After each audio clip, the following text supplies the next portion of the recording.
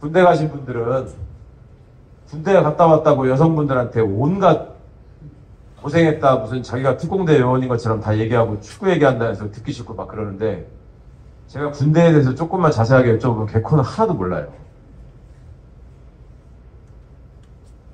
군대에 가서 신병훈련소에서 보시면요, 신병훈련소에 조교가 있죠. 조교 기억나십니까? 조교가 훈련병하고 옷차림이 다릅니다. 그죠?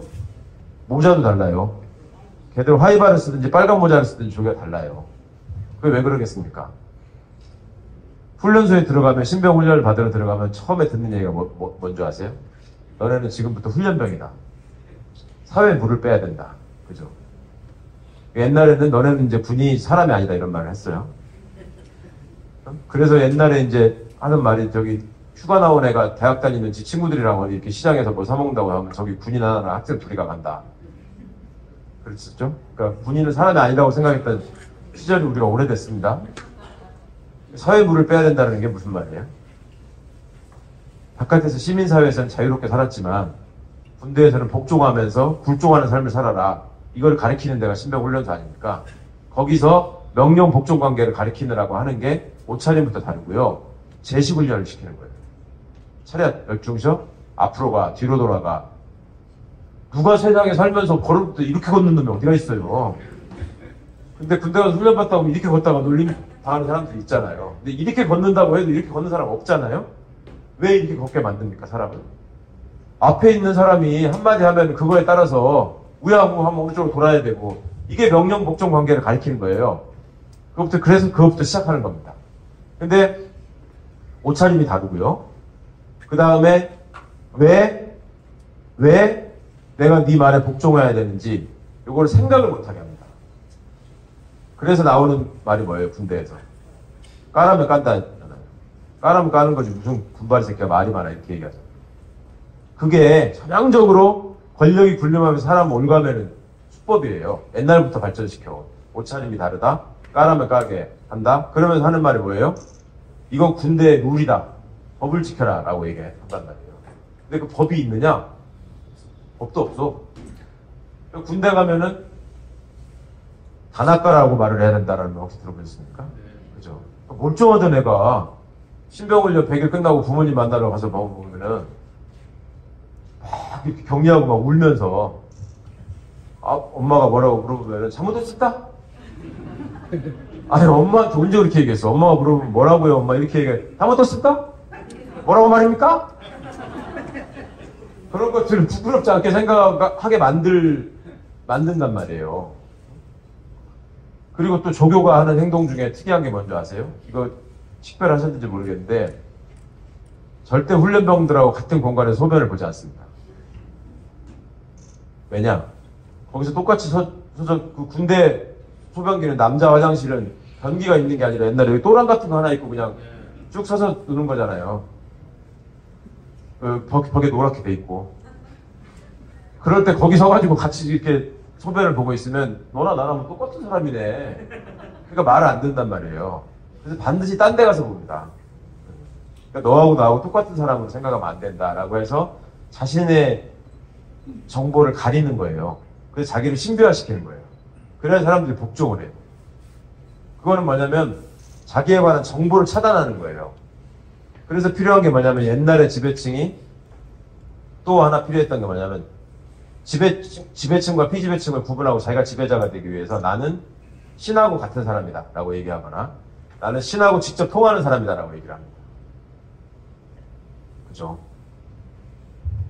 그리고 옷차림부터 다르게 하고, 그리고 또 하나가 뭐냐면 지배층만 문자를 습득합니다. 글자를 아는 사람들은 지배층이에요.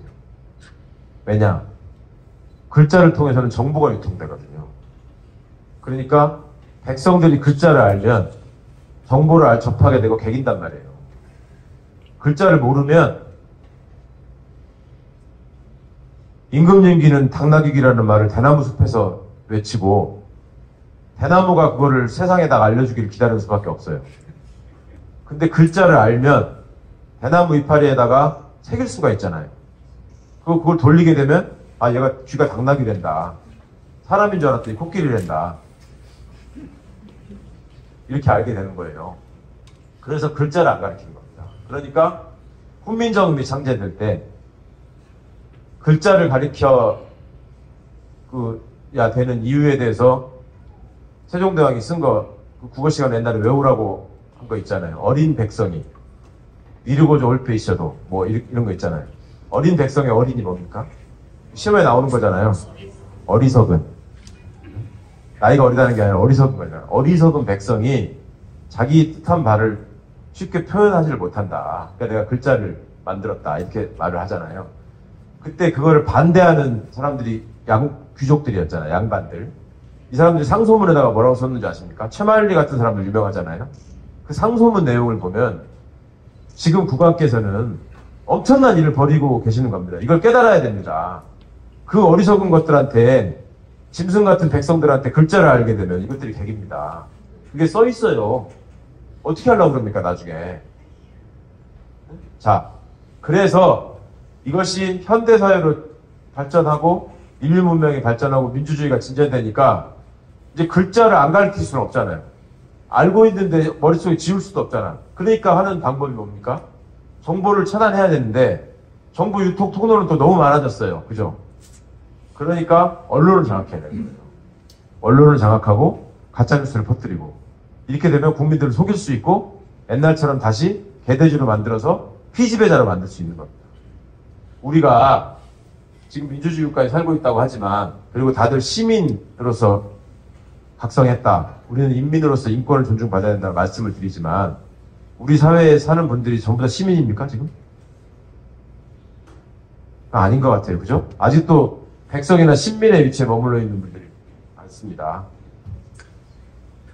이거 현상으로 드러났어요. 지금도 아침마다 일어나면 박정희, 유경수 사진 앞에다가 놓고 정화수 떠놓고 향 피우는 사람들이 있습니다. 있어요, 정말. 구미에서 해마다 제사 지내는 거 모르세요? 더 어이가 없는 건 뭔지 아세요? 제 말이 믿어지지 않으시면 인터넷 찾아보십시오. 박지만이가 아들 낳았을 때, 네? 박지만이가 아들 낳았을 때 구미에 플래카드가 붙습니다. 지만씨 큰일 했다, 왕손을 낳았다. 그리고 그 사람들끼리 하는 얘기가 박근혜가 대통령 됐을 때 소위 친박이라는 사람들이 뭘 얘기했는지 아세요? 사상 최초로 3대 대통령을 만들어야 된다. 박지만이가 왕족을 낳았을 때 데리고 있으니까. 그 사람들이 있단 말이에요.